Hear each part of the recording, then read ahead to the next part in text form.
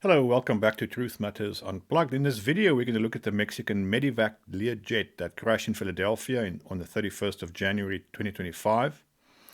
Following the latest preliminary report by the NTSB, in which they give some new information, as well as some flight data, the flight path and profile, is what we're going to look at. I've extrapolated it into 3D space. We're going to look at that flight path, the flight profile in time, space, speed and altitude, and we are going to look at its shape and to see what we can glean from what that flight profile looks like. Furthermore, I'm going to share with you a personal story that might give us some insight of what could have possibly caused this accident. I think most people who are pilots and in the aviation industry who've looked at this accident probably guess that there was some kind of a malfunction that was the primary cause. You know, most accidents are the cause of several things that happen, but there must be a primary cause as well. And in this case, I think the primary cause, most people would agree, is some kind of a malfunction, because there was no warning, and this plane basically nosedived into the ground with engines fully functioning. And so there must have been something horrendously that went wrong. But what? What could have malfunctioned? And I think I might be able to shed some light on the matter based on some personal experience. So let's dive in. I'm not going to read it line for line. This is a preliminary report. It's not the final report by the NTSB. It was a Learjet 55, and it crashed at 6 p.m. January 31st in Philadelphia. Right. First of all, the airplane was supposed to make a right turn, which it didn't finish after takeoff. Secondly, this is an image of the flight path obtained from basically from the NTSB's data. I guess this is ADSB data that they used to print this two-dimensional map with speeds, altitudes, and the crew never reported an emergency. The NTSB tried to recover the flight recorder, but it had to be sent away because it was very badly damaged. So here it says the CVR did not record the accident flight, and during the audition it was determined that the cockpit voice recorder had likely not been recording audio for several years. Okay. So they are waiting for the enhanced ground proximity warning systems that they had sent away to the manufacturer. And then very important is that there was a 400-foot AGL ceiling at the time of this accident. In other words, right after takeoff, they were already in IMC, Instrument Meteorological Conditions, IMC. The pilots were seasoned pilots. The operator had reported 9,200 hours of flight experience, and the second in command had accumulated 2,600 total hours of flight experience. So both of them held a type rating for the Learjet 55. This is a Learjet 55. So let's take a look at this was a Mexican airplane, by the way. So let's take a look at the flight path, and I'll show you a few things. So first of all, here I have the flight path in 2D, and I extrapolated it into 3D so that it looks like this. And as you can see, it's a very smooth curve. It doesn't look like there are very strange or drastic adjustments made. I then went, and this is, by the way, to scale, so the X and Y scales are correct. Okay, so Z, a foot in Z would look like a foot in X and Y. And then I took the speed of the aircraft and I plotted that as on top of it, So it follows the curve in 2 dimensions, but I extruded it in 3D in the height, so that the height now of the red curve represents the speed of the aircraft. And what I want you to notice is this bend in the speed, this knee, which shows that it seems like the acceleration was smooth, it smoothly accelerated, but then at some point the acceleration stopped. And the acceleration slowed down, almost constant, very slow acceleration, which to me indicates the initiation of a turn. There was a turn initiated at this point. And also, for the rest of it, it kept increasing speed, but not at the rate at which it accelerated at first. Then what I want to show you is that there was a ceiling, the 400-foot ceiling was shortly after takeoff. They were in IMC, they couldn't see it, it was white outside in the outer window, they were relying on their instruments. Okay. So based on that, let's me now tell you about a story, because when I looked at this flight data, weeks ago, when I saw a video that had the ADSB data of this flight path, and just looking at the 2D of it, just looking at the 2D representation of this flight data, it looked to me like a death spiral. It looked to me like this airplane was trying to do a right turn and kept doing it and inverted and flew into the ground.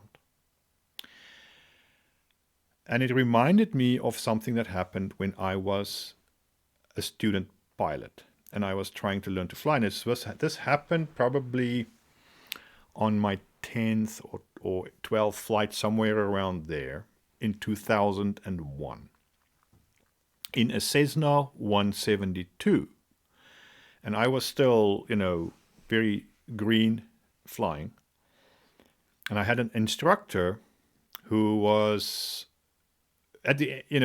he was a very experienced instructor. He was probably early 70s. His age was probably in his early 70s. Very experienced guy, very calm and helpful guy. And we flew in this old Cessna 172.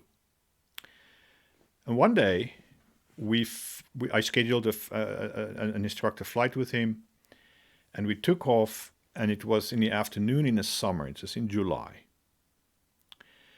And we looked at the weather, and there was a front moving in. And let's say we were scheduling to take off around 1:30 or something. I don't remember. I don't have the times of this particular flight anymore, but it's in my logbook. And, we look at the weather, and it says there's a front coming in. It's going to be overcast, let's say at 3 o'clock or something. So we have some time before the weather moves in to take some flight. It's beautiful weather, and thunderstorms are usually the case in the afternoons, so you basically anticipate them. But what you should always remember is that when the weather report says, at 1 o'clock it's sunny, at 2 o'clock or 3 o'clock it's scattered, and at 5 o'clock it is overcast, remember that it's not a step change. Remember that these things are happening smoothly. It's happening, and that the weather report is also not 100% accurate, cannot be 100% accurate on these things. So while we were flying, the weather, this thunderstorms and this front moved in and basically trapped us. So in order to fly back, we would be in IMC, in this old Cessna 172. It's from 1965 or something. So we get overwhelmed in the air. We get overwhelmed by clouds. And we get into IMC. We get into instrument meteorological conditions in this old Cessna 172. And the instructor tells me to turn back to the airport. And let's get back home because this weather has caught up with us. So we were basically between this front and thunderstorms happening, and it just basically closed in on us. There's nothing we could do.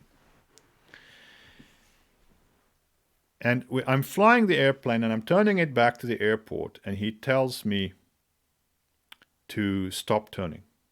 He says, we are going to turn upside down. We're going to fly into the ground. I said, but, I'm looking at the instruments. It's all you can look at. You see white, right? It's white outside. You can't look out the window anymore. You just look at the instruments. He tells me to correct the plane, to level the plane. I said, but it is level. He says, it's not level.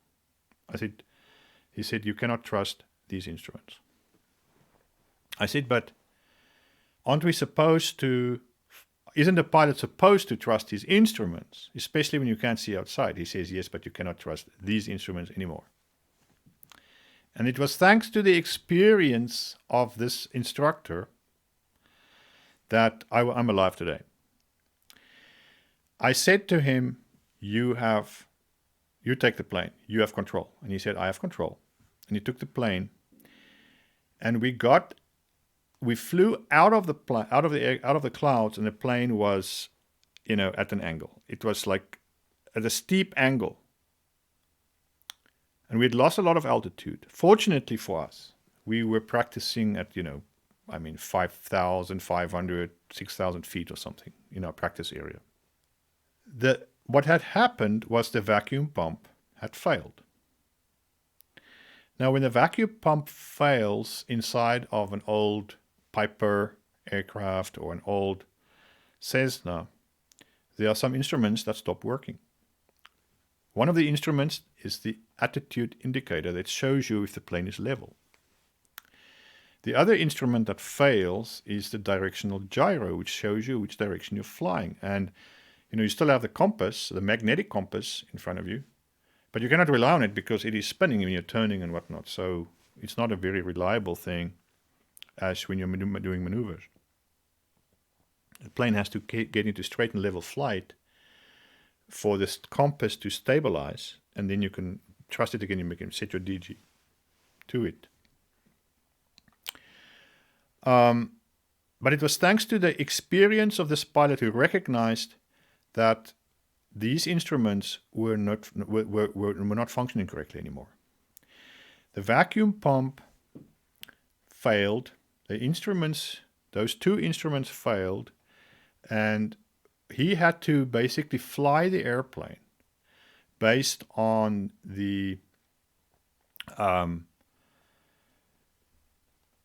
turn indicator, the speed indicator, and the altitude indicator, and the compass that we had, and just get under the clouds, and then use visual cues to fly the airplane back. But fortunately, he knew what he was doing, and we almost lost our lives that day because you cannot feel that you are not level when you are turning, when you are flying in an airplane.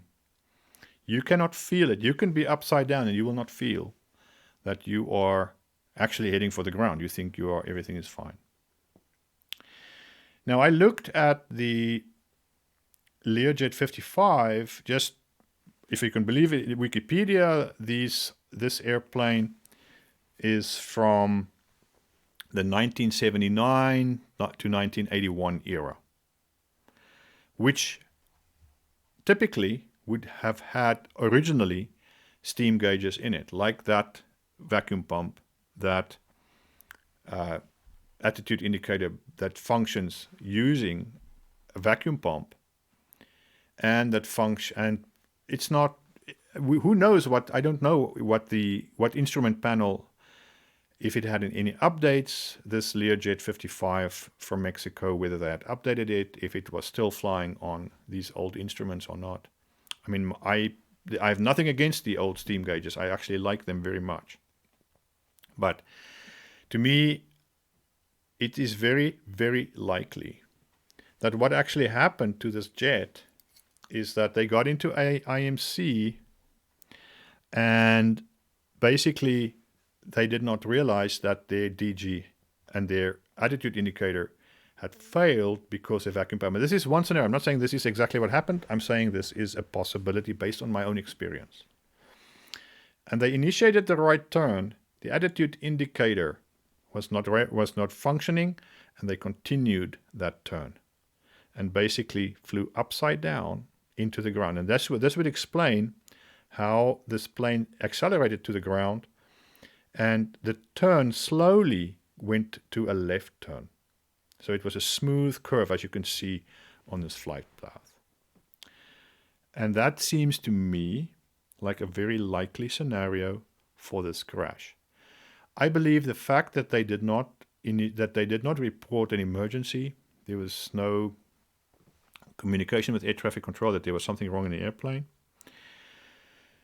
I don't believe that there was something that they could have, if there was something wrong early on, an engine or a flight control that was not working, they would have reported it immediately. They would have said something. But to me, I believe they did not, that this could have happened, that the vacuum pump failed, those instruments failed, and they did not have enough altitude and enough time to recognize the problem. I will say that as an instrument pilot, you learn to use the instruments and to recognize if there is something wrong with an instrument. But there is some time necessary to identify the problem. And this flight was a minute long, according to the report. The total duration of this flight, let's take a look here. The total duration of the flight was about 1 minute. And in that time, they did not realize, I believe, that the instruments was faulty. So there you have it. That's my assessment, my theory of what could possibly have caused this accident. But what do you think? Please put it in the comments and let us know. I try to read all of them. Thanks for watching. This is Truth Matters Unplugged.